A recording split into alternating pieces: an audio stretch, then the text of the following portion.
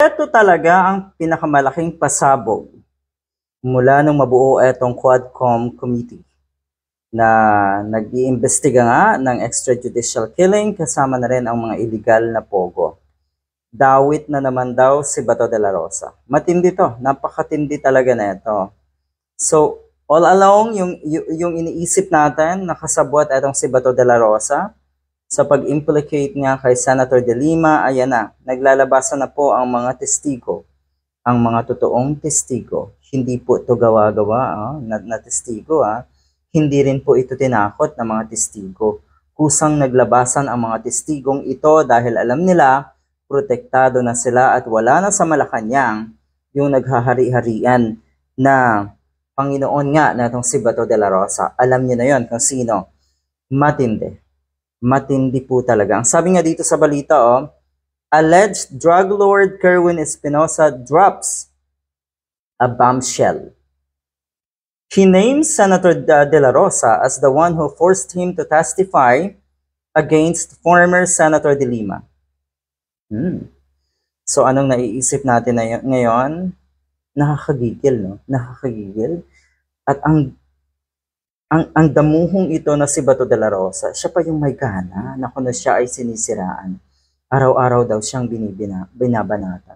Siguro yung pangalawa, yung binabanatan ka at binubugbog ka, dapat lang. Pero yung sinisiraan, hindi. Ikaw ang sumira sa pangalan mo.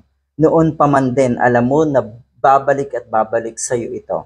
Pero dahil siguro sa mga pangarap mo, binaliwala mo. Marunong ang Diyos, totoo. Marunong po talaga ang Diyos. Totoong babalik sa inyo yung inyong kawalang hiyaan. Although he already retracted his statements versus De Lima, noon pa yon, abay tatakbo daw itong si Kerwin Espinosa, nag-file daw ng COC. Anyway, so yun nga, nagbumaliktad na naman ito. Kaya nga po, si Senator De Lima ay isa sa mga rason kaya nakalaya ay dahil nga dito sa mga bumaliktad na ng mga testigo. At yun nga, yung mga salaysay nila ay talagang nakatulong para kahit papano ay ma-clear na sa Senator De Lima. Pero ito talaga ang pinakamatindi. Na si Senator Bato de la Rosa sa utos nino, sa tingin nyo, alam na. Ay kung hindi ka ba naman, kasi kung may sarili kang kukote, kung may sarili kang pag-iisip, siguro naman hindi mo susundin yung mga bagay na hindi dapat. Okay. Ito ang nangyari, tignan natin.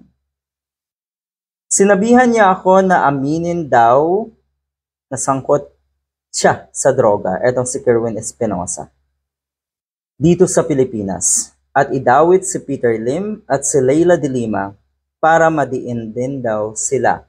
Sino ba ang may malaking galit kay Senator De Lima noong mga panahon? Si Digong. Meron bang personal na galit etong si Bato de la Rosa kay Senator De Lima? Wala naman tayo masyado nakikita na ganon. Pero naging sunod-sunuran kasi etong si Bato de la Rosa, kapalit ng kanyang pwesto sa Senado. Yan. Worth it yung pwesto niyo sa Senado at ngayon ay nadidiin kayo sa napakaraming krimen? Sa tingin ko hindi. Kahit siguro maging hari ka pa ng Pinas. Pero ang kapalit noon ay yung mga ginawa mong kabulastugan, hindi worth it talaga yan. Kapag hindi raw sumunod, yun nga, itong si Kerwin Espinosa, nauna na kasi dyan ay pinapatay ang magulang or ang ama na itong si Kerwin Espinosa na nakakulong noong mga panahon na yan. Matutulad daw siya sa kanyang ama. Kaya ayun, sinunod ng isang ito. Sa tingin ko talaga, wala kasing masyadong magawa siguro itong si Kerwin Espinosa noong panahon na yan.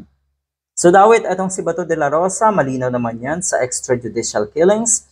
Pero yun nga, yung siya mismo ang nagutos na idawit sa Senator De Lima, nakakagigil, no? Kung isipin mo, talagang pinahirapan niyo si Senator De Lima. Kung sa iba-iba to, kung sa inyo nangyari to, siguro matinding ganti na ang iniisip niyo ngayon.